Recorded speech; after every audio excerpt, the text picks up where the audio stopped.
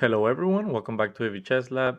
We're here on chess.com as we continue our climb into the 2000 rating club in 5-minute chess. Okay, let's get started. We have our first opponent, F chess, and a bunch of numbers. And he opens up with d4, so we're going to continue with our Sicilian with c5. And he strikes in the center right away with d4. This is very logical, and a lot of times they go for this c3, which is the Smith-Morra Gambit. And it's always a controversy to me if I should capture the pawn right away or simply sacrifice it back. But in my experience, when I go d3, they take with the bishop. And yes, I get some development, but then they get this move c4. It's very uncomfortable to play against this Maroczy bind. But then again, if I capture on c3, knight captures on c3, and I always struggle against that setup as well, although I'm up a pawn. So I'm going to go for this. Maybe my opponent is more prepared in the capture lines. And from here, I'm just going to continue normally with d6, knight c6, g6, bishop to g7, knight to f6, and castle my king kingside. That's going to be my general plan here. And okay, I burned a lot of time considering my third move of the game, so I do have to play faster. And my opponent already makes a very unusual move by playing knight to h3. And I'm simply going to capture there and damage his pawn structure around the king. So now castling this way, it's going to be very difficult, I guess. And already with this pawn on c3, castling queenside is also a big problem. So I should have a lot of attacking ideas here. Not to mention, I'm going to play queen to d7 really quick, attack the pawn on h3. Maybe I should prepare that with the move h4 first, so he doesn't have any queen g4 ideas. But let's see how he plays. He decides that he wants to pin my knight. At the moment, that's not doing anything, so how should we continue? I guess I'm gonna go for a straight up attack. He's playing this opening incredibly wrong, so I don't see any reason why not to attack him. Okay, now queen a4 is very direct. He's just going to take my knight, so I need to prevent that. The question is, what's the best way? I guess queen to c8 does two things. It protects my knight and also attacks the pawn on h3. Now I'm also going a6, and he's going to be forced to take. Otherwise, I play b5 and take the pawn, right? So let's see how he handles this. Okay, a6 now. If he takes, I don't mind taking with my queen, and this queen trade is very favorable for me. I have the better pawn structure, so any endgame in this situation, I should be able to put pressure and win. The only thing now is playing a bit faster so that I don't get into any time problems. So developing his c1 bishop is going to be a problem. I guess he can go knight to f3. I would follow that up with g6, bishop to e3. This knight here, again, is not posing any problems to me. So I'm going to develop this knight, attack the pawn, and see what he decides to do about that. Okay, very, very good move. Believe it or not, that is a very good move that I absolutely missed. Now he's going to be able to take here. I take. And I no longer like my pawn structure as much as I did before. And now that the queens are off the board, also the weaknesses on the king side are less relevant since I can't really attack him. But okay, I have to now come up with a good plan. Otherwise, I'm not sure what I'm playing for.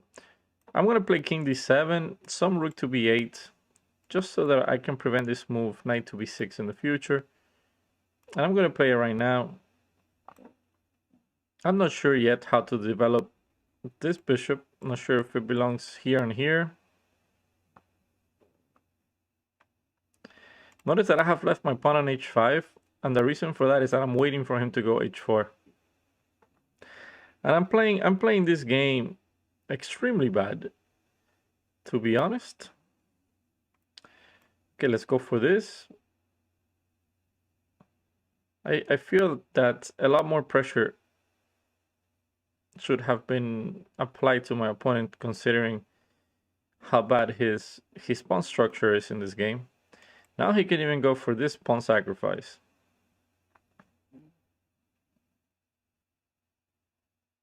Which I will have to accept or go rook here. Either way, I am not liking it. Okay, I guess rook here is a move. Now if f5 happened, maybe I can try for this.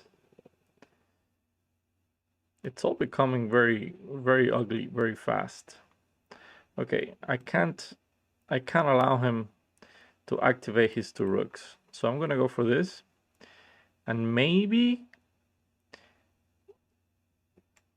I can get away with bishop to e7. Okay, that move I don't like anymore. Now I can push forward. Now this pawn, it's gonna be very hard to protect. Bishop e1 is the only way. Bishop g5, I can just take, and nothing happens. I just win a pawn there. Now it's over. Now I'm a pawn up. I mean, I shouldn't say it's over, but he's in big trouble now. It's going to be time to activate my other rook. And of course, I'm not trading rooks if he captures here. I'm just going to go pawn takes and keep the pressure going. This rook is also threatening to come to e2 and put some pressure down the 7th rank, my 7th rank, his 2nd rank. But all right, not the best game, but we're dealing with it. Now, this is interesting. I don't know if I should go for the trade of knights. I think I will. His knight is, in theory, his best piece. And his king's very far from the action. Mine is very close to picking up this pawn. I do have to do some cleaning up here on my queen side. Okay, this is a relatively strong move. He's threatening to take here with either rook and also preparing to move to the other side. But the problem is, if he goes for this whole idea of taking my pawns here, I would just push, come rook here, rook there, and win the game. So I don't think he has time for all of that stuff that he plans. All right, let's go here. Also creating some squares for my king, in case that he does decide to come around the way we just mentioned. I will come king up. And little by little, we're going to squeeze him. If his king ever crosses this line, I believe check, rook takes, pawn takes, and this rook won't be able to stop both passed pawns. One of them is going to queen. Okay, so very logical, that move. And now I already wonder if check, followed by rook here, if that's already winning. I'm not sure where his rook is going to go. Oh, he has this move. Oof, I totally missed this. But okay, I guess if he does that, I was going to take here on b2. And now, this is the idea. He can't really capture my rook because I get a queen. And now another pawn is dropping. Another pawn is dropping. And yes, his king's going to go over there, but that's not going to solve his issues. We're simply going to win this endgame. His pawns are too vulnerable. We have plenty of time. This is going to be an easy conversion. Okay, we have too many pawns. All right, so my opponent resigned. I am very, very intrigued about the game report for this game. So let's take a quick look. And we are finally 900 as well. 1100 points to go. It says my accurate was great. 95.1. I'm not unhappy with that. I did have a blunder and a mistake. So let's take a quick look. Where is the analysis? There we go. Let's see. So all this stuff it's good. So what's the move here instead of d6? It's not a bad move, but it's saying that I should have gone for the setup with e6. E6. It's saying this, that I should go for e6, b6, bishop b7, some knight to d5, or even some d5 right away. The idea is to always be able to strike in the center against this move c4. That's what it's saying. Okay. So d6 and knight to h3. The computer's saying is good, but I believe that's a horrible move. His pawn structure on the king is completely collapsed now, and it's still giving white some advantage, believe it or not. But this is the computer age, and and here it's already starting to give me the advantage. Queen there, queen c8 is the best move. Okay, so the best moves up to this point for me, and after knight to c4, this knight to f6, yeah, it was a bad move. And I said it while I was playing the game, allowing this e5 was not good. So what the computer is suggesting, to go for e6 followed by d5, it's a lot better. But okay, knight to f6, I'm not saying this is terrible. So far everything's good. King d7, good. Rook to b8 is saying I should have taken control of the file, considering that knight to b6 is not really a threat yet. Which makes sense. Maybe I should have gone for that. And h4 is his last blunder. But I'm still... And I said g4 is a blunder, and that I should have taken the pawn. But then how do I make progress if I take this pawn? I'm not sure. I think g4 is cannot be a bad move. Okay, after this, it's game over. I'm just gonna move on to the moment I made the blunder, and I think this is the blunder that the computer was talking about. And the reason is he can actually go for this move, and now if I take, he takes. But I was looking at this move, and okay, king takes, I take, and I should still be winning. I honestly don't know how he stops rook here, king here, and taking this pawn. Yes, he's going to take this one, but I'm gonna have 3 versus 2, and this pass pawn should be pretty good. All right. Besides all of that, I think we did extremely well. So let's go back and get another game in.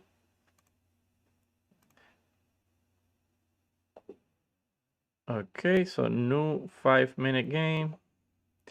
And okay, we have the black pieces again against Ghost Dog. So let's continue e4 and our Sicilian defense. What are you gonna play, mister? Okay, so he goes for more of a close setup with knight to c3. He can always change. He can go f3 followed by d4. But now that he's played this move to bishop to c4, I don't think he's going to go for d4 in this move. He should have probably, instead of knight to f3, maybe gone for f4, knight f3 and then castle. But okay, he played this, so now d4 makes more sense to play an open setup. But he's taking some time. d3 is also a possible move, but it doesn't hurt as much since the knight is on f3 and he can no longer play this move f4. Okay, we'll take. That's one of the reasons we play the Sicilian defense, is to trade the c pawn for the d pawn. I will continue to develop, put pressure on that pawn. Maybe now go a6, b5, b4, if he allows us to do that. Bishop b3, bishop b7. This is all theory so far. We'll castle.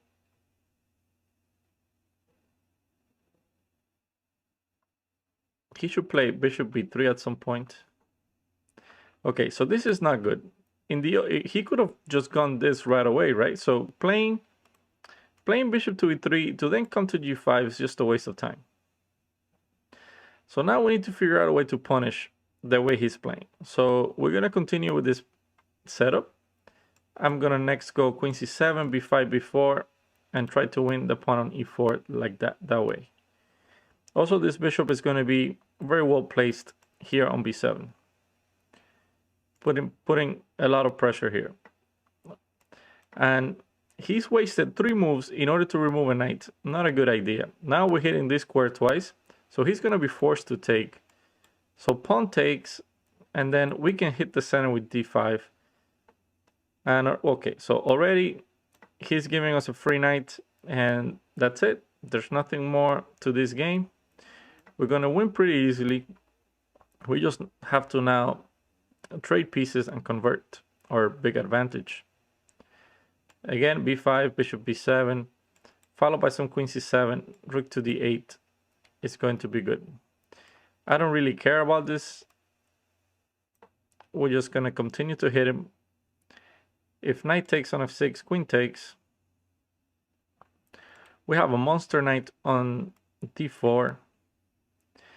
Now, when this bishop comes here, there's going to be a lot of ideas with queen to g6, sorry. And also some very interesting ideas with knight to f3. So let's see. I really like some, his bishop always has the opportunity to come back, but let's see. I believe we're going to get some mating net here, unless he decides to trade that like he does. Okay, so we'll take. We'll play rook. Which rook belongs here? I think this rook belongs here, and this other rook belongs here. This is the threat now. Not any discoveries. Of course, queen d2 runs into knight f3, so he's not going to do that. So c3 is the move I'm considering. That way, knight b3 is no longer possible because he takes with the queen. So how should he continue? How should I continue after c3? I'm guessing knight to f5. But okay, he doesn't go for any of that. So I would just take a free pawn.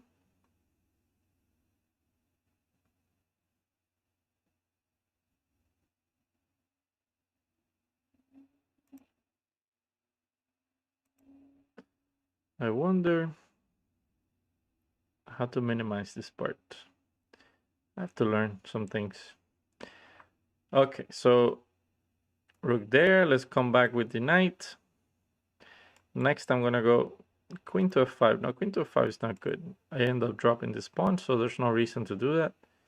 I'll just challenge his rook on the c file. But he really wants my pawn. He really wants my pawn, and I'm gonna set a small trick. If he takes, queen takes, and okay, I guess I won't have to explain it because I am going to do it. And it's this back rank checkmate. Queen d1, I take the queen, rook e1, and I take the rook, checkmate.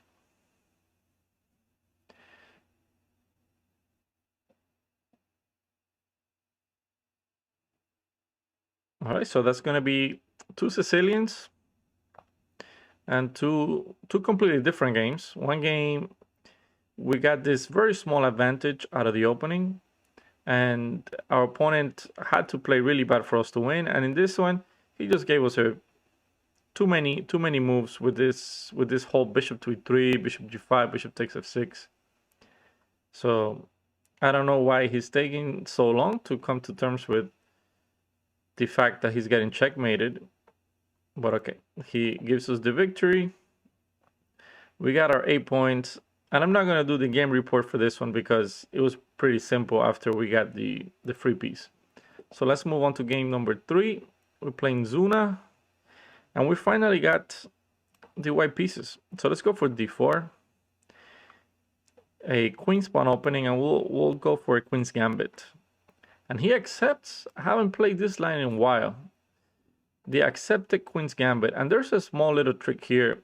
If instead of knight to f6, had he played b5, trying to keep the pawn, you go queen f3, and he loses the rook. Since c6, we go a4, and everything's collapsing. Okay, well, he goes for this, so we have to take the pawn. Now the setups here are very nice for white, and this is why I like this opening so much. Everything just flows. I put a bishop on c4, knight on f3. My other knight comes to c3. I'm gonna castle. Now if he takes here, pawn takes, and now look at my pawn structure. It's very nice. I'm not sure where this bishop's gonna go. Now knight here is attacking my pawn, but I can deal with that very easily with queen to c2, which is a move I want to play anyway, either queen to c2 or queen to e2. But in this case, if he has to play this ugly move f5, I'm going to be very happy. I'm going to go rook b1, and he is already making some very questionable moves. Now, the question is, should I take or not and continue to gain space in the center? I think I will, and play this move e4. With this discovery attack on the queen, which he might very well miss, but no, he didn't. He continues to go for queen moves, and he had no choice. But notice now that his queen is out, we can start attacking the queen with moves that we want to play anyway. h3 is a very useful move. It creates this left square for my king in case we end up in an endgame. Notice how we got this very strong, not that square, we got this very strong center. So he's giving us a lot of moves that we want to play anyway. Now we're going to go back with bishop to d3. In case he castles, then we're going to hit him with e5. Again, hitting the queen and asking him where he wants to go. This move is an excellent move. And it stops me from going to e5, but also threatens to go bishop takes h3, since we can't take because of this pin. So because of that, we're just going to move our king out the way. But this does give him the opportunity to take here, knight takes, but I do have queen takes on c7 at the end. But I do lose one of my center pawns, which was not ideal. So maybe bishop d3 was a bit premature. But let's see how he continues. I have plans now to go, if he decides to castle now, for example, I would go pawn up, followed by some f4, just blasting this open. And of course, that's a huge blunder, because now this pawn is going to take a free piece. So not sure what my opponent was thinking about there. And hopefully he doesn't go bishop takes, because after pawn takes, we're going to be hitting both the queen and the knight. Okay, so he decides to take that pawn. Very smart decision. At least now he's taking some of the protection away from my king.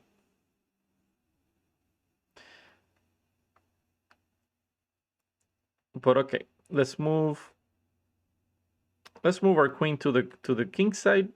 Right now, this is my plan, to go here, exchange queens. I'm up a piece. All I want to do is win now. Okay, and after rook g1, I'm not sure where he's planning to go. Maybe king here. But then we have bishop g5. Oh, he goes all the way over there. Very interesting. Okay, let's continue to ask him questions. Where does he want to go now? He's made a lot of moves with his queen, that's for sure. Okay, his knight is in a bit of a vulnerable situation there. I'm gonna go bishop here, and I'm gonna follow that up with some c4. This queen's gonna get trapped. I don't see how that queen gets out, and I believe it might be trapped right now. Let's go for this. His only move is to go queen here, but after rook to b1, where does the queen go? And that's the problem when you move your queen too much in the opening. A lot of times it gets trapped.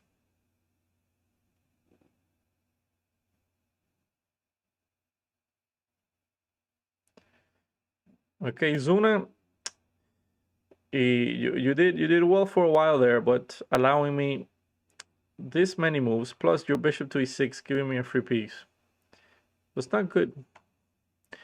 Okay, so he wants to play the position down, a queen, and I don't mind. Let's hit the knight. Knight's gonna come to g6, and I'm gonna take a free pawn. And once he attacks my pawn, I'm gonna move it forward. And just his pieces just don't have squares. Not sure what that move is doing. Maybe he wants to clear the way for f5. Who knows? But this move just wins a piece, right? We're attacking the knight, we're attacking the rook.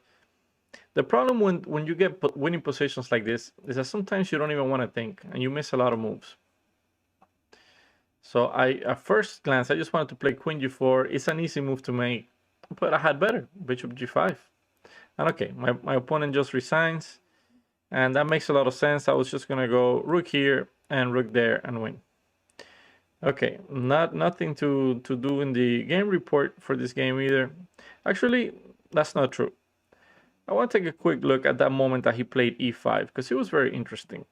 So I'm gonna go through these moves. Actually, so this is the trick I was talking about.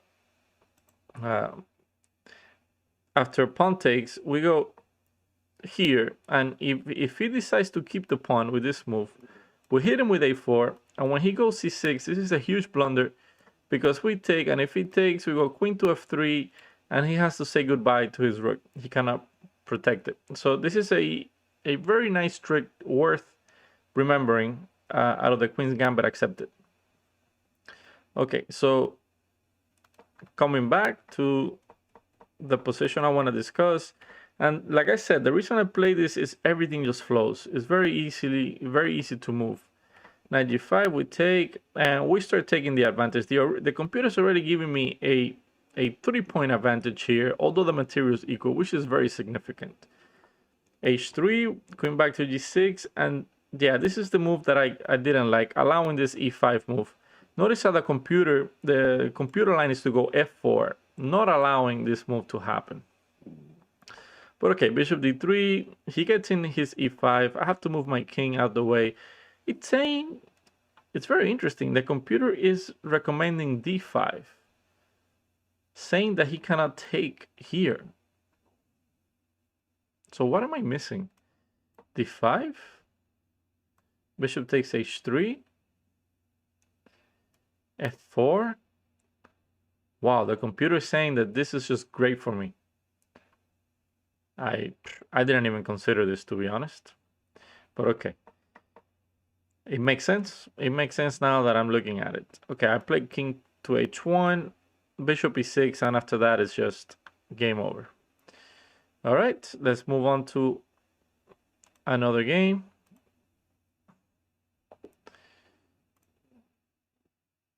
And let's see who we get. At least we're playing two whites. So I wanna play e4 this game. Let's see if we can get some nice, interesting gambits going. But okay, my opponent goes for a Sicilian. So let's play very principled and play some open Sicilian with d4. Knight takes. There's a lot of options here. Knight to f6, e6, e5. A lot of good moves. So knight to b5 with this idea to go knight to d6 with a nice check. So bishop c5 just, it's not a way to prevent knight to d6. He needed to go pawn up. And now this is a very strong position for white already. There's going to be a lot of weaknesses around the dark squares. And taking is an option here, but the best move is to actually return with queen to d1, believe it or not. Very sneaky move. Because the idea, like I said, is that we're going to take advantage of these dark squares. And queen there, I don't think helps his cause. We're just going to go, here. Bishop to d3. So we can castle next move. Maybe even throw in this bishop to e3 idea here. Already I feel that we're going to have a very pleasant game. Okay, that move cannot be good. It's just a free knight. Maybe my opponent forgot that his bishop is really not attacking me. And now that we're taking this pawn, we're also hitting the rook on h8. So he wants to trade queens. My friend, that's not how we do this. You're down too much material, unfortunately. Okay, let's continue with this move. We're just up way too much material here. Now this knight has to go somewhere. I completely also missed knight to c7. Not sure what I'm playing anymore. And like I said, once you go up material and the game is winning, sometimes you stop thinking. But okay, that's another free piece. Rook e8 doesn't work because we just go f3.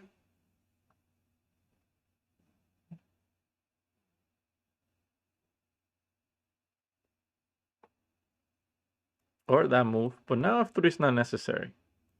Now we can go something like bishop here. But maybe f3 was better anyway, because at least now the rook protects the pawn. In which case before he didn't have that option. So yeah, f3 was still probably better. Either way, I'm gonna go castle next, followed by some rook to e1, rook to e4, trade pieces. It's gonna take him a lot of moves to go get my knight.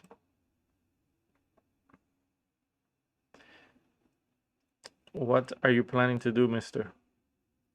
This is also a very strong threat as well, taking advantage of the pin. But now we no longer have to give him the free knight. So instead, his king has to come here, and we're gonna try to actually just simply take this bishop and pin his rook after. But he's not gonna allow us that. He's gonna go with his king there. But even if he gets that, I think I'm gonna take on f5 anyway. But this gives us another free piece, and in this case it's a rook. Okay, nothing to say about this game. It was my opponent just completely collapsed after knight to g4. It was a ton of free stuff. We took it.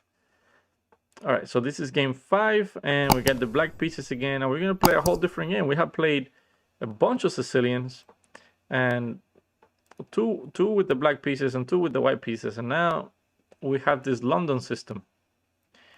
And I like to play the London very, very nice and principled with d5 and c5. Trying to get my queen to b6. Okay, knight c6. I'm sure knight to f3 is gonna come. Some knight to d2 as well. Bishop b5. It's a very weird move. Usually in the London, the bishop wants to stay on d3.